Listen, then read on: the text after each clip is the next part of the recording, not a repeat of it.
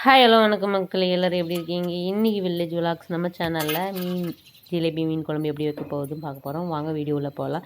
Video skip பண்ணாமல் பாருங்கள் உறவுகளே. நம்ம வீடியோ பிடிச்சிருந்தால் லைக் பண்ணுங்கள், கமெண்ட் பண்ணுங்கள், ஷேர் பண்ணுங்கள். ஆல்ரெடி இது எல்லாருக்குமே தெரிஞ்ச ப்ராசஸ் நம்ம இதில் என்னமோ புதுசாக இருக்குது. இதில் ஒரு சின்ன டிப்ஸ் இருக்குது, மிஸ் பண்ணாமல் பாருங்கள்.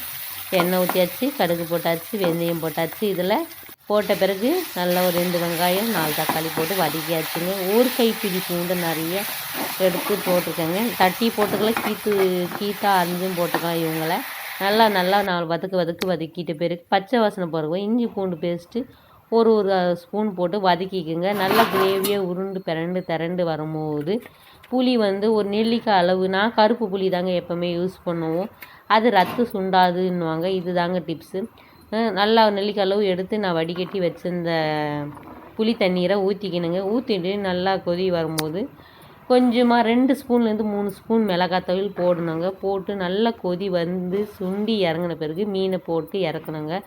இது இரும்பு சட்டியில் போட்டிங்கன்னா 5 நிமிஷமாவது கொதிக்க விடணும். நம்ம மண் சட்டியில் செய்யும் போது மீனை போட்டு உடனே லெமன் பழத்தையும் புதினாவோ இல்லைன்னா கொத்தமல்லியோ உங்களுக்கு எது பிடிக்குமோ அதை தூவிட்டு லேசாக மூடி போட்டு வச்சிங்கன்னா கமன்னு மீன் குழம்பு ரெடியாக இருக்குங்க.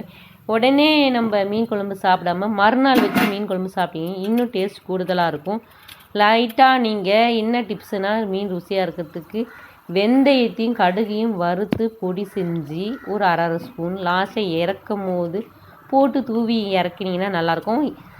வெந்தயம் பிடிக்காதவங்க மெழுகு கூட தட்டி போட்டு நீங்கள் டேஸ்ட்டுக்கு இறக்கிக்கலாம் உறவுகளே. அவ்வளோதான், நம்மளுடைய மீன் குழம்பு ரெடி ஆயிடுச்சு. என்னடா இது இரும்பு கடையில் செஞ்சிருந்தவ திடீர்னு மண் சட்டியில் செய்கிறாள் பார்க்குறீங்களா? இரும்பு கடையில் வைக்கும் போது எனக்கு குழம்பு பத்தலைங்க, அதிகமாகிற மாதிரி இருந்தது. மீன் போடும்போது மேலெல்லாம் தெரிக்கும். ஸோ அதனால் நான் மண் சட்டிக்கே மாற்றிட்டேங்க. மண் சட்டியில் செஞ்சால் நல்லாயிருக்கும்னு அத்தை முதல்லையே சொல்லிச்சு. மண் சட்டியில் தான் அதிகமாக செய்வேன். சரி கொஞ்சமாக தானே செய்ய போகிறோம் செஞ்சு நான் செய்ய ஆரம்பித்தேன். நம்ம நினச்சது ஒன்று நடந்தது ஒன்றுங்க. வேறு என்ன பண்ணுறது? ஆல்ரெடியாக நம்ம மண் சட்டி ரெடியாகவே இருந்தது. அதில் ஊற்றி வச்சு மீன் போட்டு 4 தொலைவி மூடி போட்டு வச்சாச்சுங்க. 2 மினிட்ஸ்லேயே வெந்துடுச்சுங்க மீன். சூப்பராக இருந்ததுங்க. ஆனால் இது இன்றைக்கி சமையலுக்கு இல்லைங்க, நாளைக்கு சமையலுக்கு தாங்க செஞ்சது.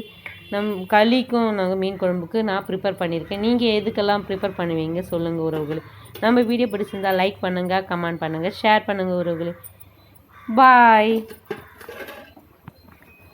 லைட்டாக வேணால் நீங்கள் லெமன் வேணால் சேர்த்துக்கோங்க. என்னடா அது லாஸ்ட்டில் ஏதோ சேர்க்குறேன்னு நீங்கள் நினைக்க வேணாம். லெமன் பழத்தை தாங்க பிழிஞ்சு விட்டு கொஞ்சம் காரம் தூக்கலாக இருந்ததுங்க. அதனால் அது சரி கட்டுறதுக்கு ஆஃப் லெமன் பழத்தை லாஸ்ட்டாக பிழிஞ்சு விட்டுட்டு கொத்தமல்லி மட்டும் கலர்ஃபுல்லாக இருக்கட்டும் தூவி விட்டுருக்கேன் ஃப்ரெண்ட்ஸ். Okay bye. நம்ம வீடியோ பிடிச்சா லைக் பண்ணுங்கள்.